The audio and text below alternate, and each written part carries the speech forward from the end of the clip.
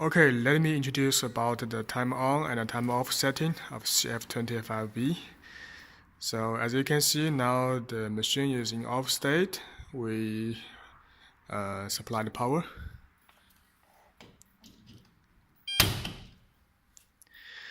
The machine is not open yet, is not started yet.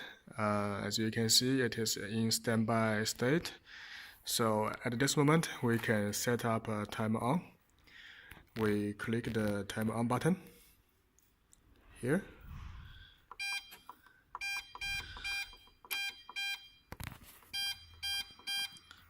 So we can set from 1 hour to 24 hours.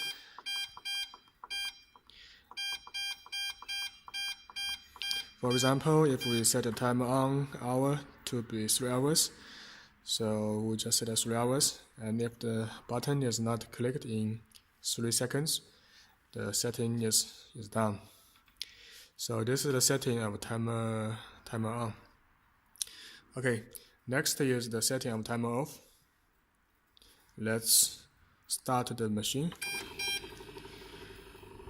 In this model, when we click the button of timer, we are setting the